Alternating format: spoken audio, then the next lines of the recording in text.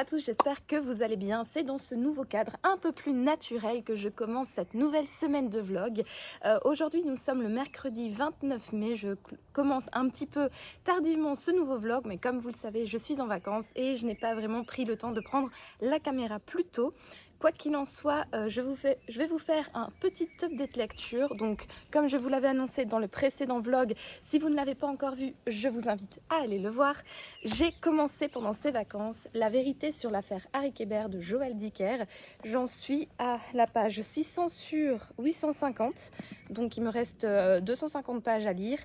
Et je dois dire que c'est un livre que j'apprécie fortement, j'aime beaucoup cette histoire. Donc pour rappel, on suit Marcus Goldman, qui est un écrivain qui est un petit peu en manque d'inspiration, et il va rechercher de l'aide auprès de son prof d'université et ami Harry Kéber.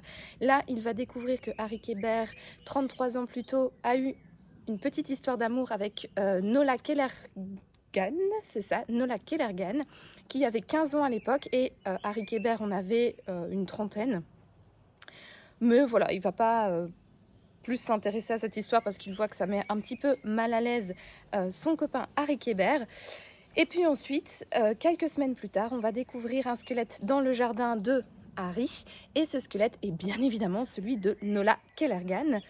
Donc il va être arrêté. Et puis Marcus, lui, il est persuadé que Harry n'a rien fait. Donc il va mener l'enquête pour essayer de prouver l'innocence de son prof et ami. J'aime beaucoup cette histoire pour l'instant, alors je suis extrêmement ravie d'avoir sorti ce livre pendant mes vacances. Comme vous pouvez le voir, c'est un grand pavé, je l'ai dit, il fait 850 pages. Mais surtout parce que là, comme j'ai le temps, je peux dévorer ma lecture. Et je pense que si je n'étais pas en vacances, j'aurais trouvé le récit un peu long. Déjà là, j'en suis à un moment où je me dis, bon, c'est sympa, ça se lit vite, la plume est agréable, mais j'aimerais bien que ça prenne un nouveau tournant, j'aimerais bien que ça avance un peu plus vite.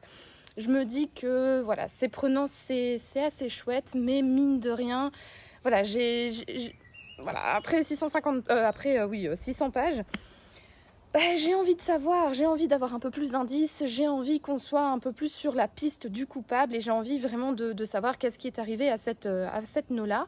Donc voilà, j'apprécie ma lecture, mais je pense que clairement c'est un livre qui doit se dévorer parce que si jamais on le sort à un moment normal de la vie, où on travaille, où on n'a pas trop le temps d'accorder du temps à la lecture, je pense qu'on pourrait trouver cette histoire un peu longue.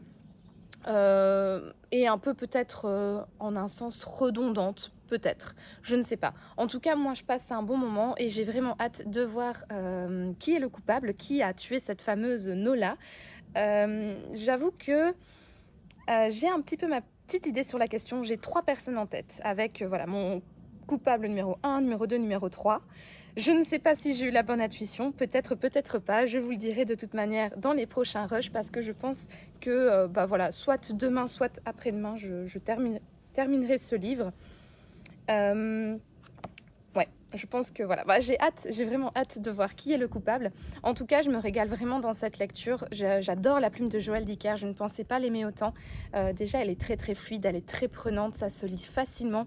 Et en plus, elle est teintée d'humour. J'adore les dialogues entre ce personnage, que ce soit entre Marcus et Harry, ou alors entre Marcus et sa maman, ou entre Tamara et Jenny, qui sont 2 personnages de cette histoire. Vraiment, je trouve qu'il a... Je sais pas, il a un certain humour qui me plaît bien. C'est pas hilarant, c'est pas voilà, on n'éclate pas de rire, mais ça me fait souvent sourire. Et je lis souvent des passages à mon mari parce qu'il y a vraiment des dialogues, c'est des punchlines vraiment. Ça me fait trop rire. J'aime vraiment beaucoup.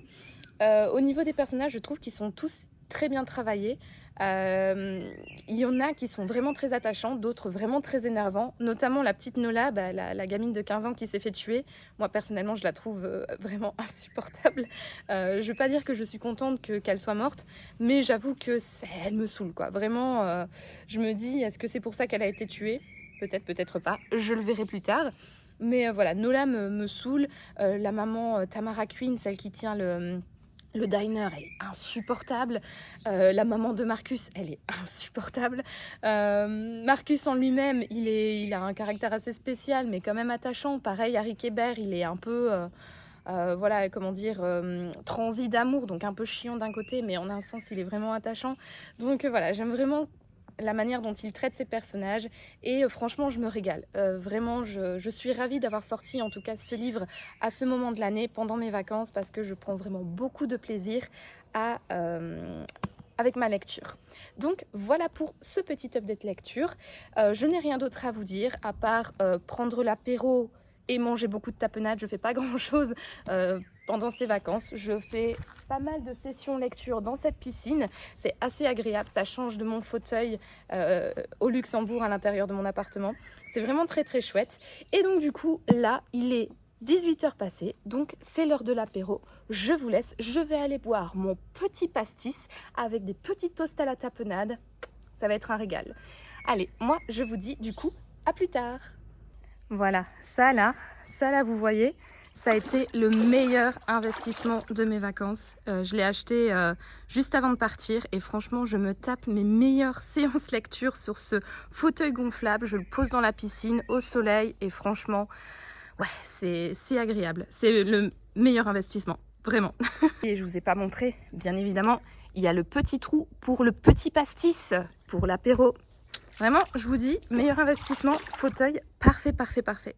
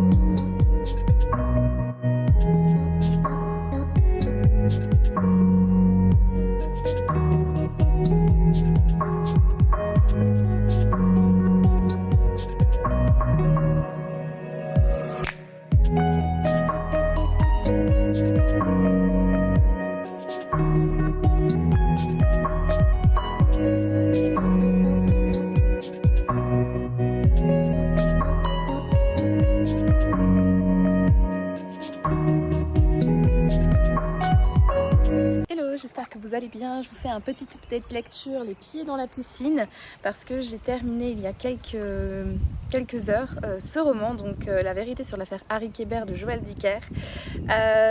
Vraiment, j'ai beaucoup aimé. On n'est pas sur un coup de cœur, mais on est sur une très très bonne lecture. J'ai trouvé que c'était extrêmement addictif comme lecture. On veut vraiment savoir qui est le coupable, qui a tué cette pauvre Nola Kellergan. J'ai trouvé qu'il y avait quand même quelques petites longueurs sur la fin. Le livre fait 850 pages. J'espère que vous m'entendrez avec le vent. Il y a énormément de vent en ce moment. Bon bref, on verra.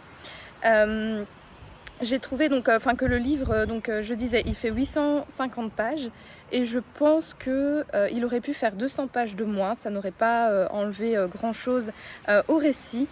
Voilà, donc un petit peu longuet, mais ça n'enlève rien à la qualité de ce roman. Vraiment, pour moi, c'est un excellent thriller. Il coche toutes les cases de ce que j'aime bien, du suspense, des rebondissements, des fausses pistes mais pas trop visibles. Vraiment voilà, j'ai bien aimé. Niveau coupable, donc je vous avais dit dans le précédent rush que j'avais 3 noms en tête et c'était l'un d'eux, le coupable du meurtre de Nola Kellergan. Alors je n'avais pas les bons motifs, mais j'avais le meurtrier, donc 1 sur 2 c'est déjà ça, je suis ravie et même si j'avais un petit doute sur le meurtrier, j'ai quand même été assez surprise du motif et du dénouement, donc voilà, c'est quand même une bonne fin pour moi et vraiment c'est un roman que j'ai beaucoup aimé. Je suis vraiment ravie de l'avoir sorti en vacances parce que je pense que clairement si je l'avais lu pendant le travail et mes semaines normales, je l'aurais vraiment tiré je pense sur 2 semaines et je pense qu'il m'aurait moins plu parce qu'on n'a qu'une envie en fait, c'est de le dévorer. C'est vraiment un roman qui se dévore, c'est addictif comme je l'ai dit, c'est vraiment prenant, la plume est vraiment agréable, donc voilà, je suis vraiment ravie de l'avoir sorti à ce moment-là de ma vie de lectrice et voilà, pour moi c'est, comme je l'ai dit, une très très bonne lecture. Je vais lui mettre je pense 18 sur 20, un roman pas parfait mais quand même très très bon. Sinon, niveau de ma lecture suivante, je ne l'ai pas prise avec moi, mais vous le savez, je vous l'ai dit dans le vlog précédent, il me semble, j'ai pris avec moi 2 livres. Donc La vérité sur l'affaire Harry Kéber de Joël Dicker et Shutter Island de Dennis Lehane. Et donc là, ce soir, je vais entamer le fameux Shutter Island de Dennis Lehane. J'ai hâte de voir ce que ça donne. J'avoue, je ne sais pas trop à quoi m'attendre. J'avais adoré le film, donc c'est déjà ça. Maintenant, à voir ce que le livre me réserve. Bon, c'est le dernier jour des vacances. Là, je suis encore les pieds dans l'eau à prendre les derniers rayons de soleil. Mais il va falloir que j'aille prendre ma douche. Et comme il est bientôt 19h, c'est l'heure de l'apéro. Donc du coup, je vais aller boire mon pastis et manger mes petites tapenades. Et moi, je vous dis à plus tard.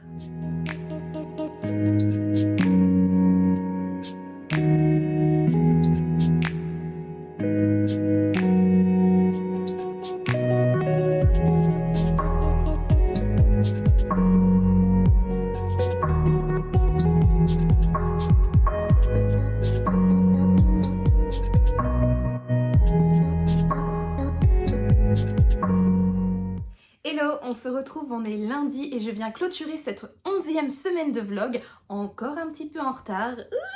Désolée. Je suis rentrée donc de mon voyage samedi, très tard, en réalité il était dimanche matin, très tôt comme nous sommes rentrés. Et j'avoue que dimanche j'avais pas trop envie de prendre la caméra, j'avais juste envie de chiller chez moi en pyjama dans mon lit et de lire. Et voilà, je me suis dit que comme j'ai la possibilité de clôturer le vlog les lundis, eh bien c'est ce que je fais. Alors, j'ai un petit update lecture à vous faire. Donc, je vous l'ai dit, j'ai commencé vendredi la lecture de Shutter Island de Dennis Lehane. J'avais pas lu grand chose, hein. Vendredi, j'avais lu peut-être une 50aine de pages. Par contre, je l'ai bien continué dans le train. Donc, samedi, vu que j'avais 7 heures de train plus 1 heure de retard, donc j'avais de quoi faire. Je dois bien avouer que je sais pas quoi penser de ce livre. En fait, je suis une très grande fan du film que j'ai déjà vu au moins une 50aine de fois. J'ai été le voir au cinéma quand j'étais plus jeune, je l'avais acheté en DVD et je le regarde au moins une fois par an. Et donc, je suis très attachée au film. Je trouve que le film, il est extrêmement angoissant. Je trouve que l'ambiance très dark, avec des clairs-obscurs vraiment très importants, la lumière sur les personnages, la musique également, qui est absolument horrible, nous met vraiment dans une ambiance totalement angoissante dès les premières secondes du film. Je pensais ressentir cette même ambiance angoissante dans ce livre, et je dois bien avouer que c'est pas nécessairement le cas. En fait, on sent qu'il y a quelque chose de pas normal. On sent que voilà, il y a des secrets qu'il va falloir fouiller pour trouver la vérité. On sent que Teddy Marshall n'est pas le bienvenu sur l'île. Donc, pour rappel du résumé, on suit donc Teddy Marshall, non, pas Teddy Marshall, n'importe quoi, Teddy Daniels, qui est un marshal, qui donc est envoyé sur l'île de Shutter Island parce que l'une des prisonnières de cette... alors c'est un hôpital psychiatrique / prison, l'une des patientes / prisonnières s'est échappée en pleine nuit.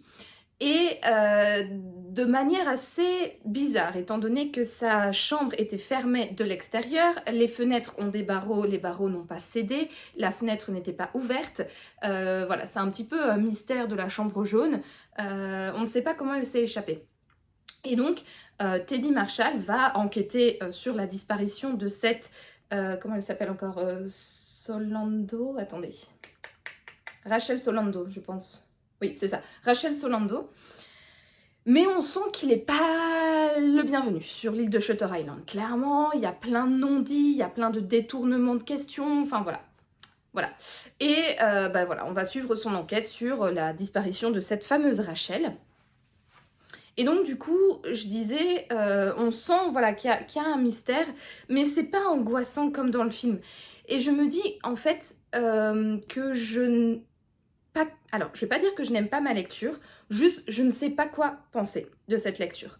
Et je pense que si je ne suis pas à fond dans ce livre et que je ne suis pas convaincue par cette histoire pour l'instant, c'est parce que je suis beaucoup trop attachée au film.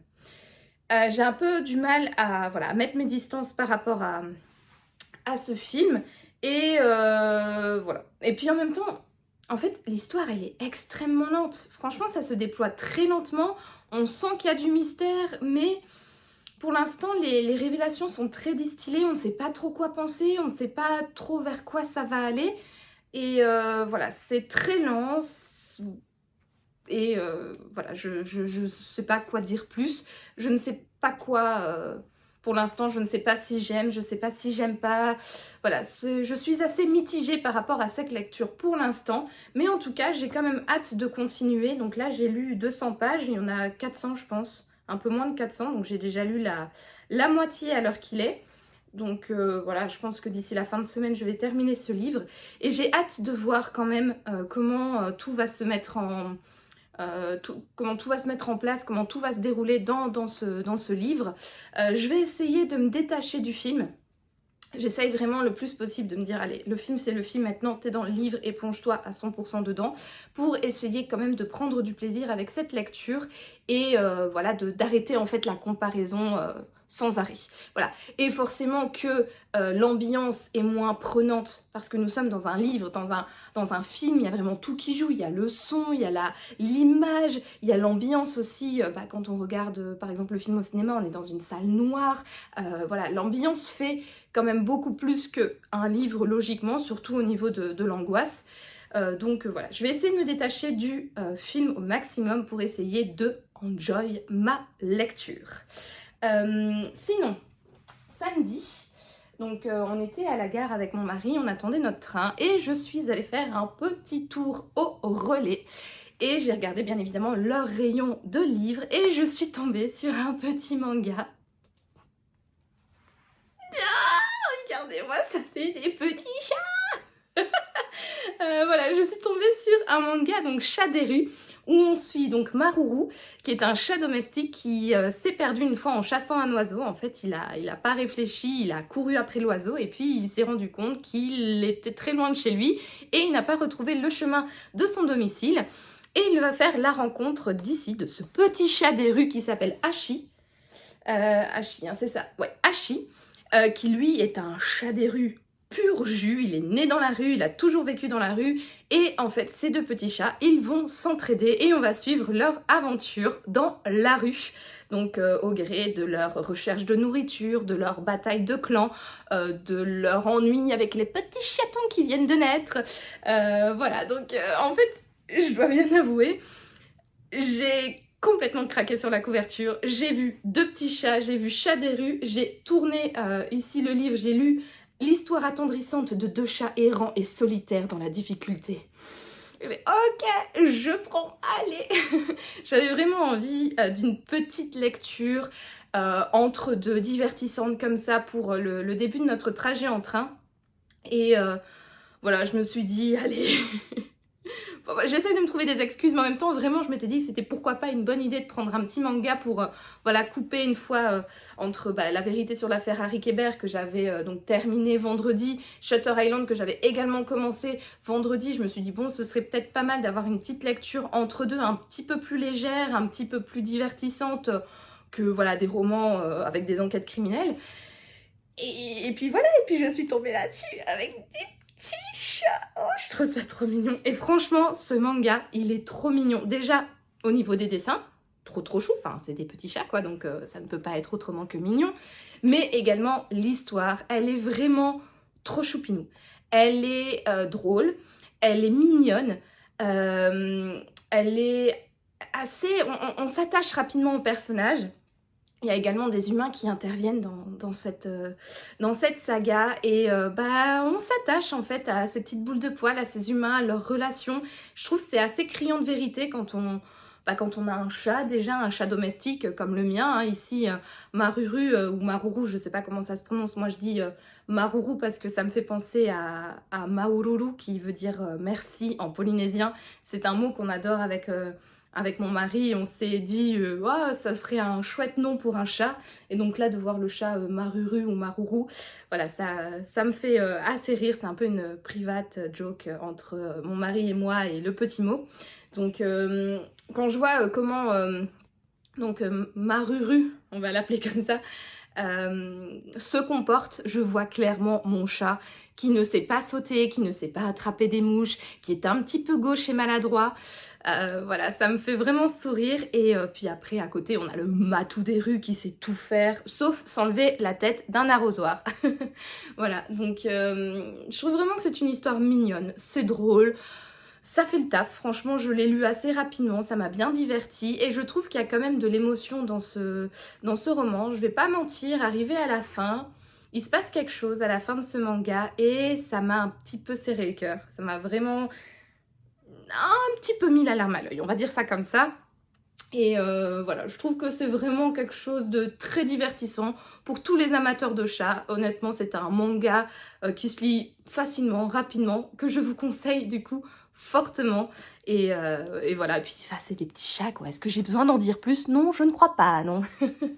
Et voilà, c'est sur cette présentation féline que se clôture ce 11e vlog. Je vous remercie d'avoir regardé cette vidéo. N'hésitez pas à me mettre un petit pouce bleu si elle vous a plu et à vous abonner à la chaîne pour me soutenir. En attendant, je vous souhaite de passer une agréable journée, une agréable soirée ou une agréable nuit, peu importe. Et à bientôt pour de nouvelles aventures livresques. Ciao!